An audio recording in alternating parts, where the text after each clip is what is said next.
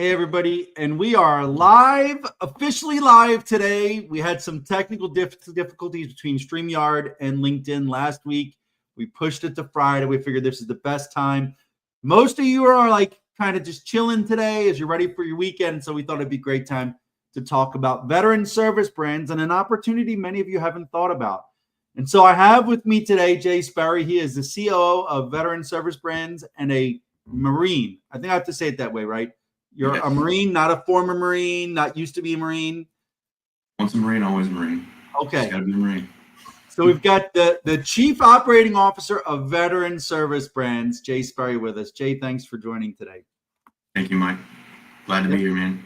Glad it's working this time, too. Yeah, we all are, right? So if you're watching today, please let us know in the comments where you're joining for, if you served, where you've served, and if you're a military spouse, let us know where you served, because branch of service, location, whatever it is, and what you're looking for. And if by chance you are interested in learning more about a franchise owned and operated by veterans, you can reach out to Jay Sperry or some members of the team that I'm sure will be dropping in. So Jay, you went from the Marines to the COO of a franchising business with over 90 franchises. I think 92 franchises, right? Yes, sir. Absolutely. Walk me through that path. Like, what did you do in your last few assignments in the Marines? How did you get over to Veteran Service Brands? Yeah. So I would say the last 2 years in the Marines. Last year before I got out I was in Bahrain. I was stationed there, so I was really focusing on my education. I had a lot of free time because I was 1 year unaccompanied. So I finished out my bachelor's degree and then started my master's before I transitioned back to the States. My last unit that I was with was Combat Engineer Battalion, COB, out of Camp Lejeune, North Carolina. And that's kind of where I started preparing myself, right? Doing the resumes, getting myself prepared, understanding what market I wanted to be in, what job I was looking for. And I was thinking maybe program management, maybe this, I don't know. What transitions, what do my skills transition into as a first sergeant getting out of the Marine Corps? And ultimately, I was working with Hire Heroes. I was working with other veteran transition programs. Went to TRS, and they mentioned Michael Quinn as well. So I followed you while I was in my transition out of the service.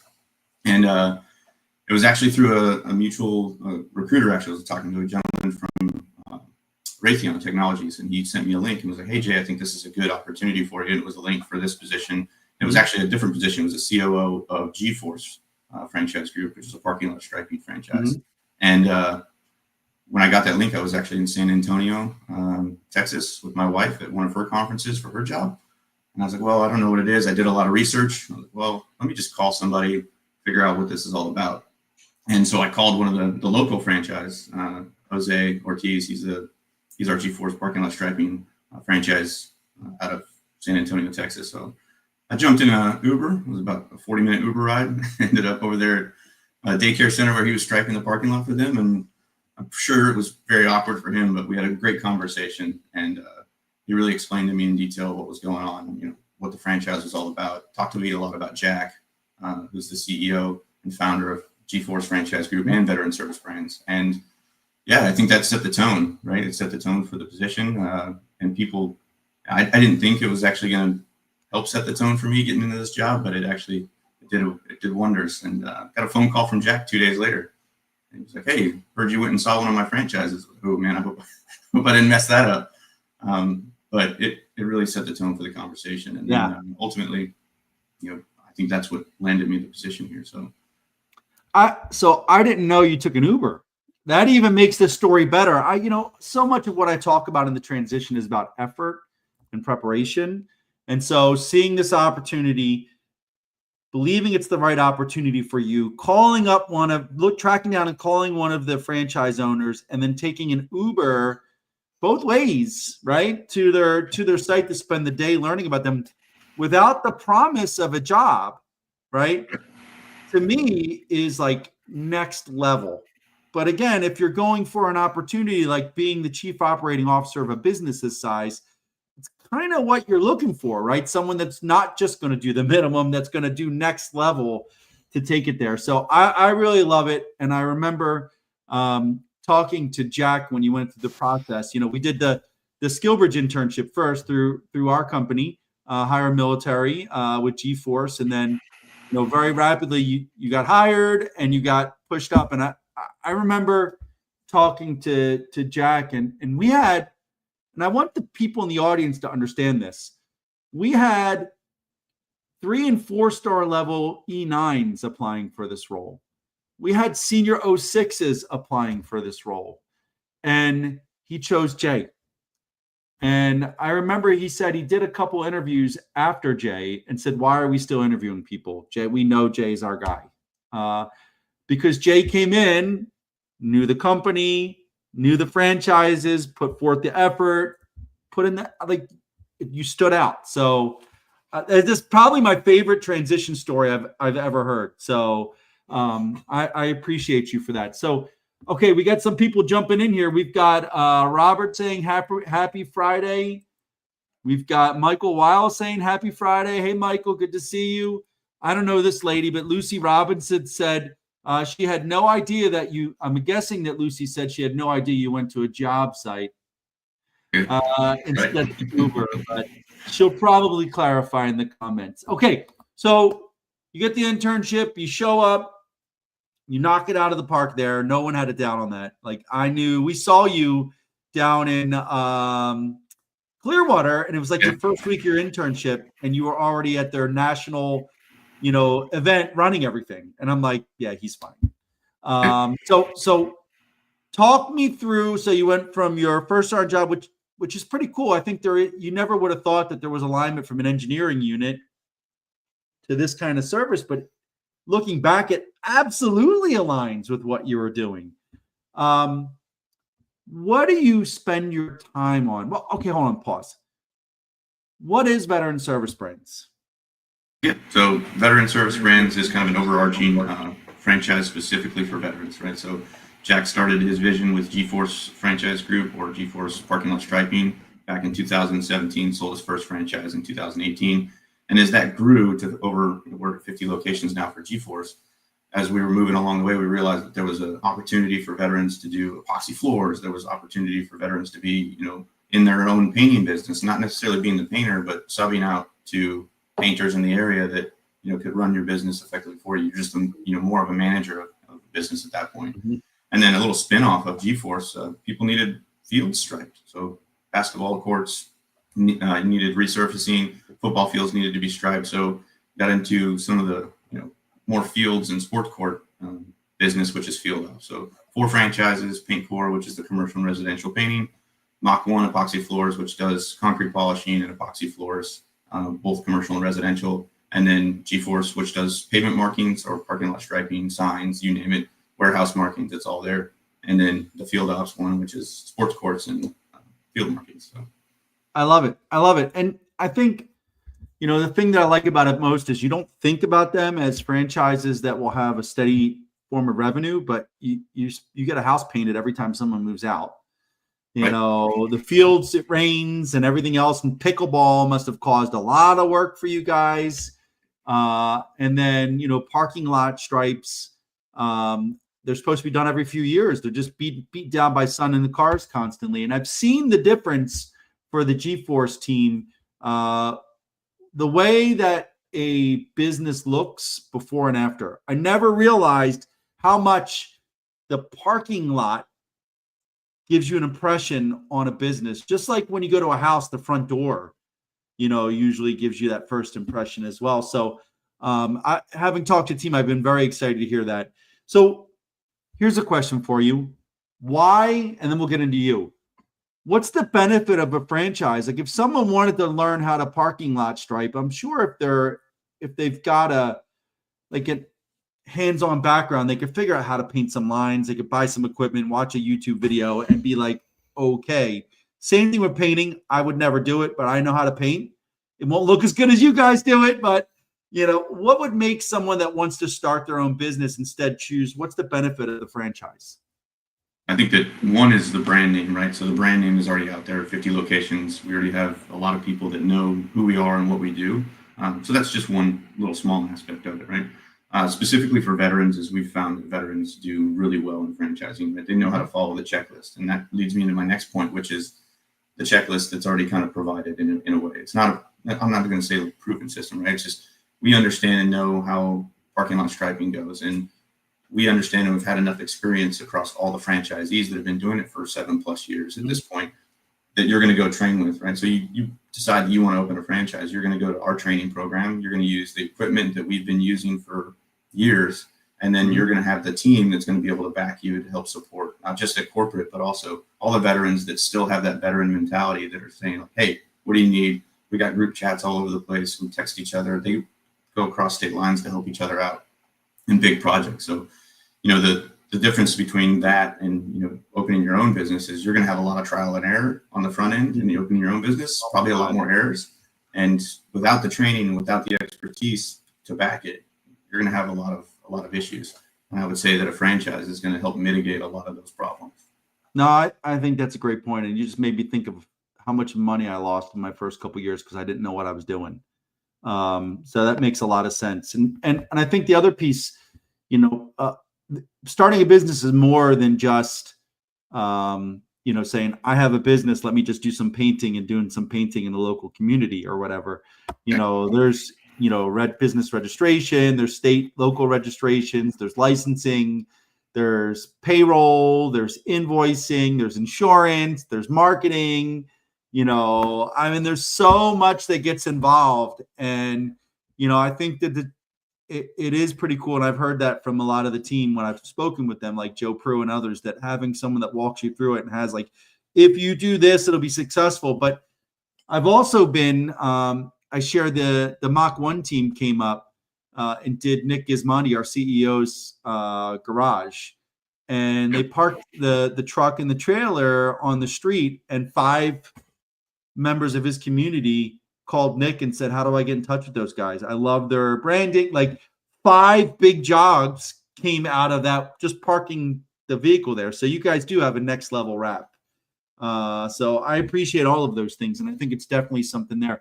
And so let's talk about you, because I don't want to spend the whole time. What do you do as a COO? Like, how do you spend your time? I liked it. Someone the other day actually mentioned that when I was trying to explain to them what I do with the veteran service brands, they're like, so you're basically a Swiss Army knife. I was like, yeah, you can put it that way. You got all the tools, right?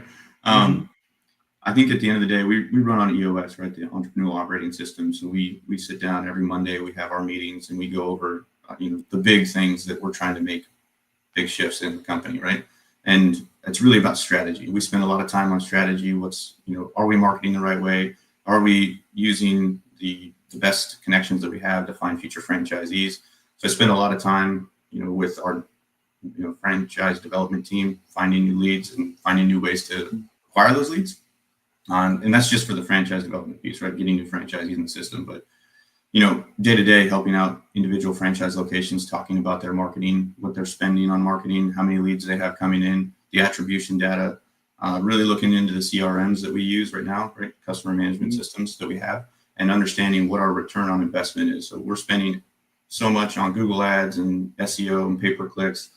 What's that producing for each individual location, and what's the output on the back end, right? We've been working with, our website management team, marketing management team. They're phenomenal. They've been doing this for a long time, and they're great.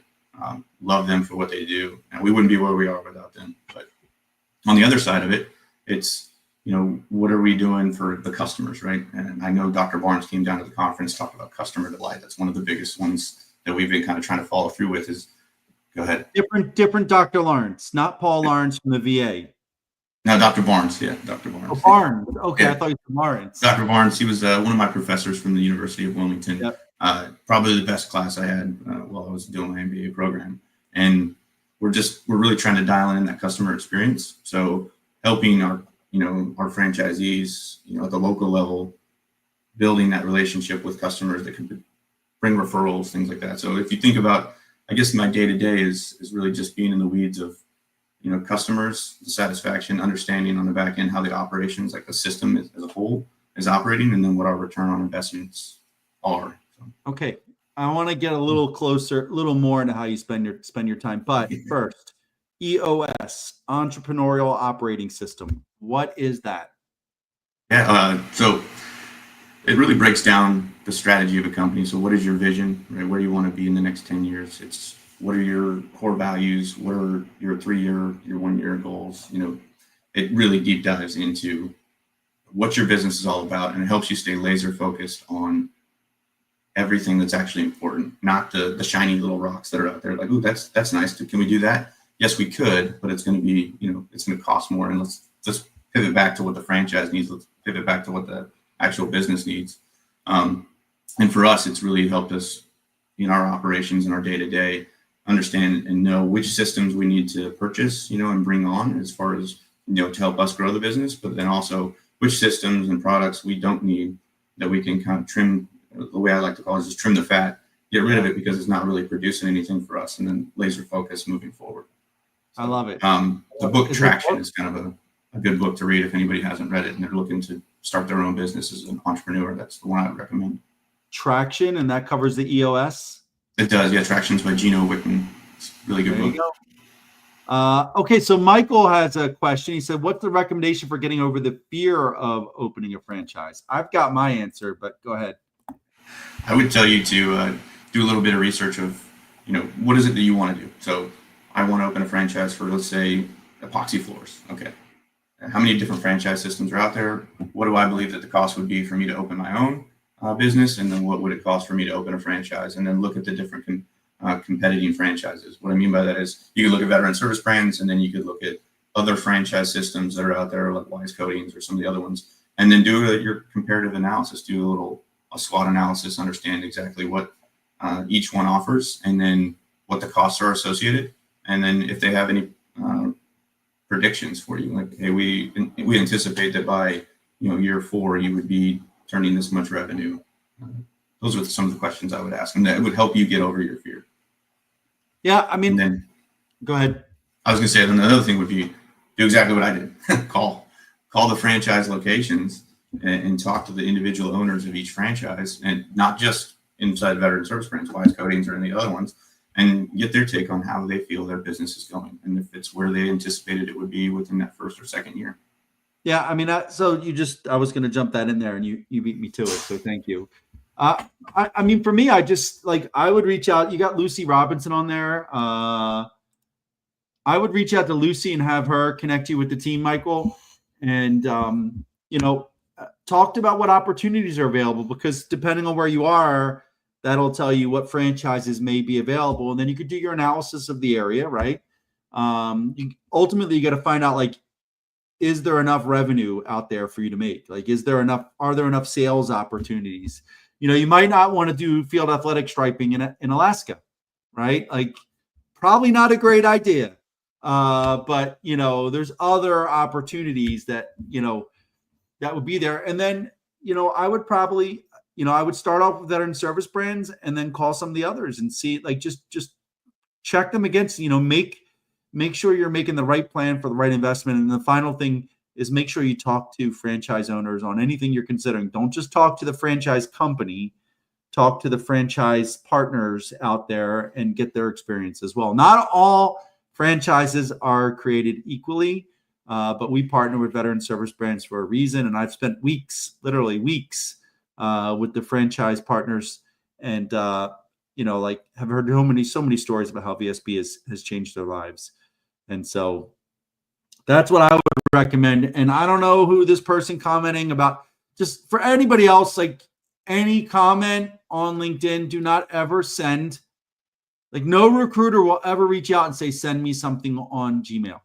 So just keep that in mind. I'm just going to pause because I can't tell, but it looks like a shady comment there from, Richard Oliver. So Jay, COO, Swiss Army knife, tells me nothing. So, like, what do you do? Like, how do you break down your day? Like, are you, like, in meetings a lot of the day? Are you in planning? Are you visiting locations?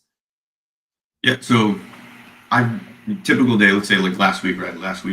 Or just Tuesday, Wednesday, I was at the Avetta Summit, right?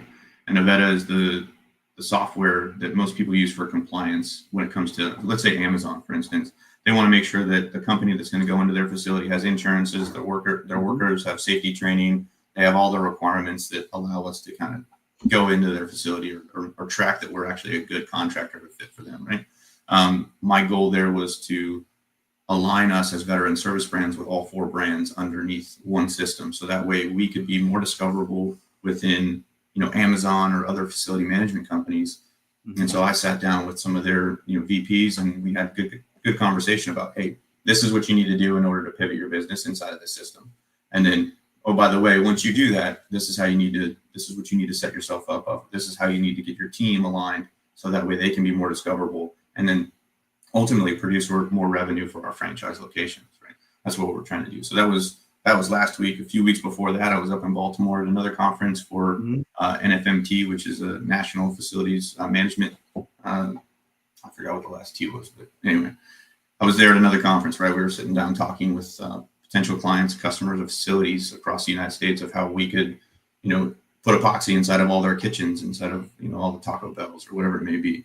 Yeah. So having meetings like that, I have another meeting next week with Pickle Roll, which is a pickleball court company that they want us to be one of their preferred, contractors to go and install pickleball courts, and they refer contracts to us. So a lot of meetings, just like that, developing and establishing relationships with companies that are going to benefit us, and we're mutually going to benefit one another. So you're involved in the sales part too, then? A little bit, yep. Okay. All right. What are your biggest challenges? Biggest challenges? As a COO?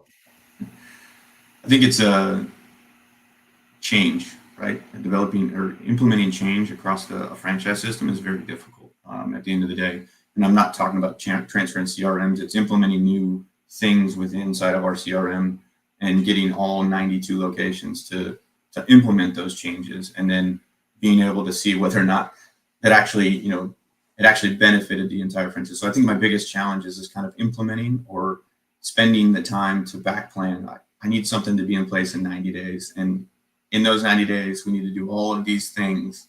And then, the hiccups along the road, and then I got to push it to the right a little bit. Instead of 90, it's going to be, 98. Those are kind of the struggles of the day-to-day of, I guess, being a COO, is making sure that the projects stay on task and we get where we need to be at the finish line. So, do you just put out an op order? I mean, is that like? I wish it was that easy. Email? Do you guys make this decision? If there's going to be a change, you're going to do something new. You need to get 92 business owners. How do you, in line and executing? How do you do that?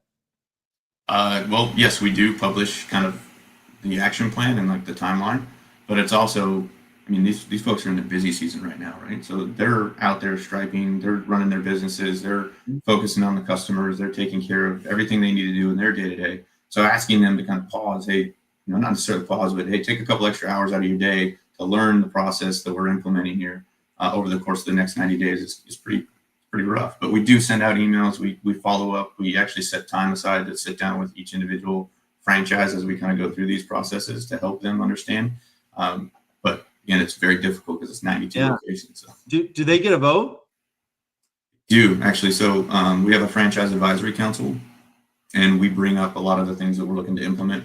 We ask their feedback. So there's right now each brand has a minimum of 3, but GeForce has 5 because we have 50 locations. So one of every 10. And some of those folks have been in this franchise system for 5+ years, right?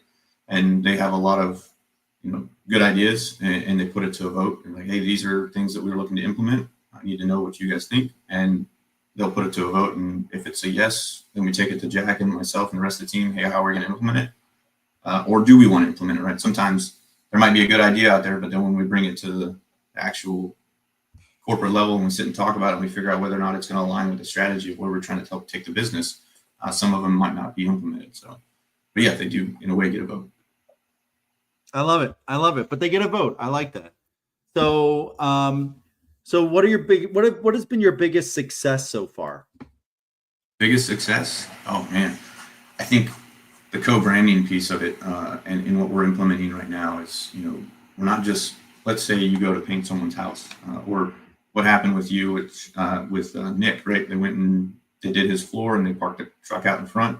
All of our wraps co-align with each other. They're all the same digital blue and they all look very similar to one another, but we're having a lot of cross-brand selling, which I mean, we'll go and we'll paint someone's house, and then the paint guys will see their garage. And paint Corps will be like, hey, your garage, did you know, by the way, we do epoxy floors? And then that ends up being an epoxy floor, business owner doing their epoxy floors 2 weeks later, so on and so forth. So the co-branding piece that we've been working on has been a huge success, and we've seen a very significant turn in revenue for not just the partner that owns the Mach 1, but also the Paint Corps and the G4. So the co-sharing has been a huge success.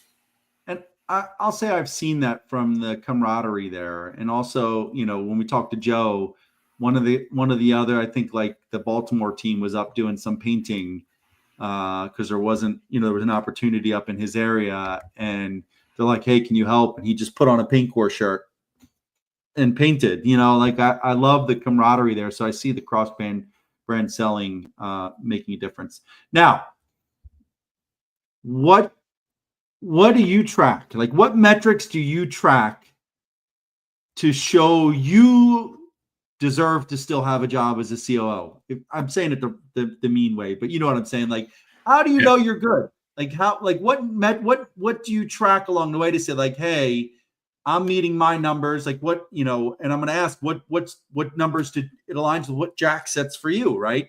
So what kind of numbers do you track? What are you following for your I Love Me book to make sure that you are still, on that glide path? Yeah. Well, I think the EOS process that we talked about earlier kind of helps us understand. We assign rocks to one another. So we sit down, we give each other 10, 15 minutes to identify key takeaways, big things that need to happen within the company, within each quarter or within each week or month. And we write those down, and then we put them into our EOS, little tracker, and then we assign them. And basically, if you can complete those tasks and be above 80% efficiency, then in our book, like that's any business that's running at 80% efficiency is doing pretty darn good. So my goal is to maintain and achieve that 80%, and that goes anywhere from marketing, that's sales, that's you name it across the board. Reviews, Google reviews, all of it is all tracked on a week-to-week basis, and making sure that we're hitting those numbers. And if we're not, what do we need to do to pivot or shift in order to make more sales or bring more leads in? So I think for us, it's more the EOS, and for me anyway, like that's where I track most of my stuff. So EOS is kind of like the workforce management tool, kind of, that tracks all the tasks that you guys are setting for the headquarters staff and the organization in general. And so if I understand this correctly, what you're saying is your job is to make sure that at least 80% of those tasks are done on target and well, right? So you're making sure whatever rocks you get done, but your primary goal is to make sure everybody else takes care of their stuff across the board. So that's your number one priority, is just making sure all those things get done? Yep. What about, like, are you tracking, like, do you have new franchise goals? Do you have revenue goals? Do you have, like, do you track those numbers as well from a business perspective? We do, and that's actually all part of it, right? So at the end of the day, when we're talking about the individual rocks and the business rocks, right? We got 5 to 7 business rocks, and then we got 5 to 7 individual rocks per quarter. But then also week to week, we have our revenue goals. We have our new customers, our national accounts, our franchise development, like how many franchisees have we brought on, what's our target. All of those things are tracked week to week. So every Monday we go over these numbers, and if something's not on track to be complete, it's like, all right, let's bump that down. Let's talk about it. All right, what's the issue here? And we deep dive into whatever that actual issue is. It might be a communication issue between one of the other corporate staff to another corporate staff member, or it might be an issue that's at the franchisee level that we need to identify and fix. And then that becomes a new priority for us to focus on, and then get that back on track. So that way we maintain and achieve our 80% efficiency across the board. So do you personally focus on revenue, like yourself, or are you focused on efficiency across the board?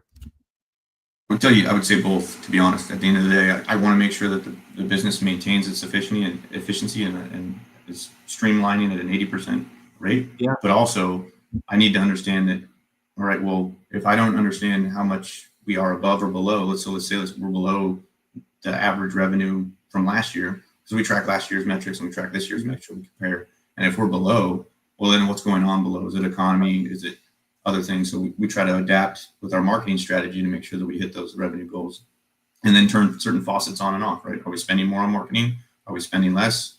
Do we need to shift and pivot money from one, marketing strategy to another? So those are some of the things that we're looking at. So I've got some comments here.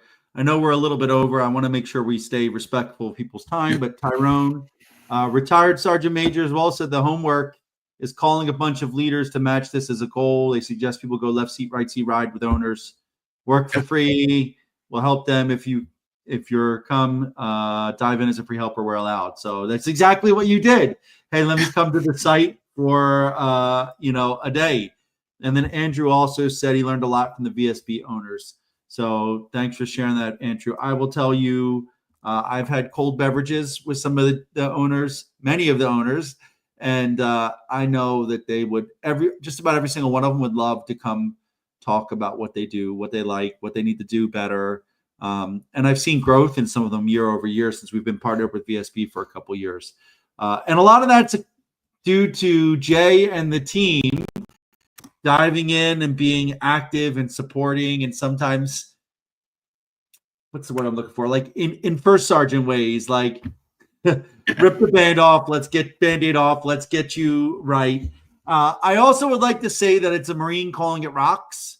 So like that fits as well. It seems like it's been a perfect fit for you, Jay. Yeah. We didn't put crayons in there though. I thought maybe we'd get crayons in there, but they didn't let us. You did. I mean, leave it to the Marine to say, where are the crayons? That's right. So no, that's fantastic. Well, Jay, I guess for any wrap this up, any last words? If someone's not sure, if someone's considering starting a business, what would you tell them, and why do you think VSB for our community is the right way to go? I think VSB is because you're going to get that veteran camaraderie that most other franchises aren't going to have. I mean, there's going to be veterans in other franchises, don't get me wrong, but being veteran exclusive, you're getting a different touch point. You're having different success stories shared, and you got people that are going to back you no matter what. I mean, these guys, it's so fun to just sit and watch. We got the group chats that go off all the time. I mean, 8, 9, 10 o'clock at night, these guys are sharing ideas, and most people don't want to get text messages at 8, 9, 10 o'clock at night, but to see the sharing and the care that's given across all of our franchises to each individual owner, from one veteran to another. And we got the guys that have been doing this for, like I said before, 5 years, 6 years, and they got a lot of knowledge to share. And some of these newer franchisees that need that support, it's at the push of a button. It's a phone call away. And Jack noticed that when he was in his other franchise business before Veteran Service Brands, that it just wasn't there, right? That camaraderie wasn't there. The support network wasn't there. It just wasn't the same. So I would say that if you are looking out to start your own entrepreneurial business and a franchise potentially, that would be something I would consider. Ask the franchise company how many veterans they have in their system, because those are the people that I believe firmly you're going to make a better connection with, and they're going to support you a lot more. Yeah, I love it. As I said, I've spent a couple weeks with the owners, and I've heard life-changing stories, and I've seen them all come together to help one another. So I believe it. And it's run by veterans. The partners are veterans. You've got a bunch of military spouses supporting in the headquarters. I mean, it's like perfect environment for growth if you do what you're supposed to do. Right. So like, you guys have the playbook. You've shown it's been successful. If you start a business, you follow the playbook, you become part of the team. There's a great pathway to own your own business and control your destiny going forward. So I love that. Well, Jay, thank you very much. I knew we'd go over. We're already 5 minutes over. But hey, if anyone is interested, they have more questions, they can reach out to you on LinkedIn, correct? Absolutely. Yeah.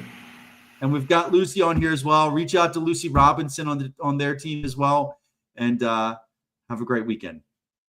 Thanks, Mike. Appreciate it.